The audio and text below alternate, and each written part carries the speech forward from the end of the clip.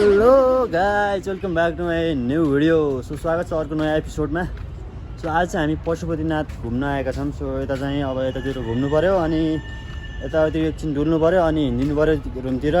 पहिला चाहिँ यताउति घुम्नु पऱ्यो अब। सो गाइज होइन, भित्र जाने भनेको अब पैसै नभएर यार त्यो गाउँले स्टाइलमा सिजिनु पऱ्यो क्या हो। आज हामी घुम्न आएका छौँ तीनजना, अघि चाहिँ दुईजना थियौँ, अहिले चाहिँ तीनजना भइसक्यौँ। चाहिँ अब यो सुनसान ठाउँमा अब घुम्नुको मजा बेग्लै हुन्छ। अब आफूसँग कोही पनि छैन। अब यहाँ चाहिँ केटीहरू चाहिँ डेटिङ सेटिङ बस्ने रहेछन्। त्यस्तो डेटिङ बस्नको लागि चाहिँ सेफ ठाउँ रहेछ क्या घुम्नुको लागि। एकदम सुनसान ठाउँमा घुम्नुको मजा बेग्लै नै हुन्छ। अनि हल्का बारिस हुने जस्तो पनि भइरहेछ। त्यस्तै मौसम,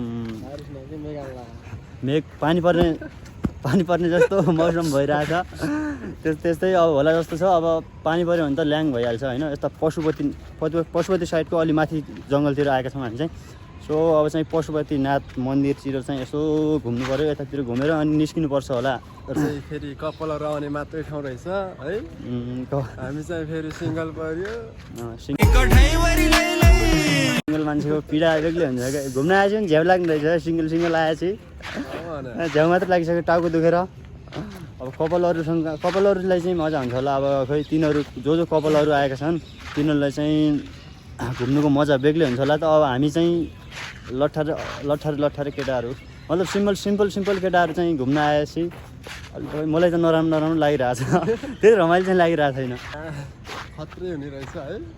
बाँदरहरू पनि यताउति जिस्काइरहेको छन् हामीहरूलाई। हामीले केटी जिस्काउनु पाइरहेको छैन, बाँदरहरू केटी जिस्काइरहेको छन्। बड़ा हरामी हो बेटा। ओके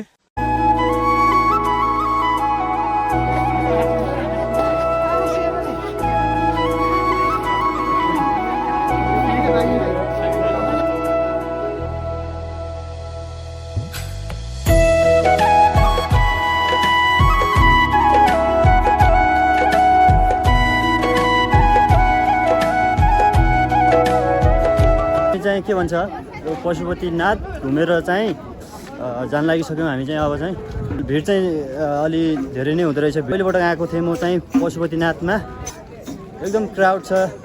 दिनमा चाहिँ अलि थोरै हुने रहेछ अनि बेलुकातिर चाहिँ अलि धेरै जादु देखाएर फेरि हामी त दङ्गो परिदिएर पैसा मागिरहेको थियो। अब पैसै थिएन हामीसँग, हो कि नै। अब खल्तीमा सुक्कु नभएपछि के को पैसा दिनु होइन। पैसै छैन, टिको लाउनु थियो। अनि बाहिर गएपछि अब सिधै रुमतिर हुन्छ होला। यता घुमियो। अब दामी ठाउँहरू रहेछ। दामी यस्तै हो। दामी त ठिकै थियो, रमाइलो। पैसा भएपछि दामी हो, नत्र पैसा नभएपछि त त्यतिकै ढुल्ला हो। ढुल्लामा त टोलाइ हो क्या, पैसा नभएपछि। त्यही हो गाइस, हामी चाहिँ पशुपतिनाथबाट सिधै बस पार्क जान लाग्यो। अनि यहाँ पैसा नभएर हिँडेर जाँदैछौँ हामीहरू, के गर्ने। साँच्चै हो, हामीसँग पैसा नभएर चाहिँ हिँडेर गइरहेछौँ। सो अब जानु चाहिँ 1-2 घन्टा चाहिँ लाग्छ होला। बारिस आइरहेछ। 2 घन्टा चाहिँ, आधी घन्टा 1 घन्टा जति लाग्छ होला हिँडेर जानु चाहिँ। हाम्रो कोही गल्ली हो। हामी चाहिँ कुन गल्लीमा आएछन् थाहै नै के। हाम्रो चाहिँ अब बाटो अब लोकेसन हेरेर सिधै जानुपर्छ होला अगाडि। बारिस आइरहेछ क्या, झिमझिम झिलमा हिँड्दै रमाइलो गर्दै हिँड्दै गाडीको आवाज सुनेर त मेरो त दिमाग फेन्ट भइसक्यो। कपडा कालो कपडा हो पुरा, मेरो त भिजिसक्यो अलिअलि। यतातिर चाहिँ यो सडक चाहिँ राम्रै बनाएर रहेछ।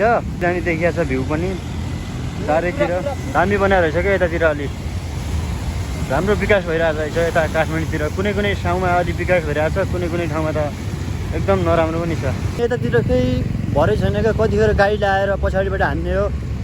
अनि यतातिर जसले जेसुकै गरोस् क्या, कसैलाई केही मतलबै छैन। मतलब कोही सपना बोकेर यहीँ आएर पुरा गर्छ, कोही यता आएर सपनै बोकेर यता आएर डिप्रेसनमा गइदिरहेको हुन्छ। मतलब गजबको सहर छ।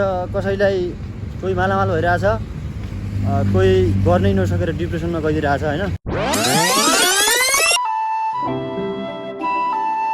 सो हामीले चाहिँ अहिले बाटो चाहिँ भुलिहाल्यौँ क्या। अब उतातिर चाहिँ कतातिर चाहिँ गइहाल्दो रहेछ।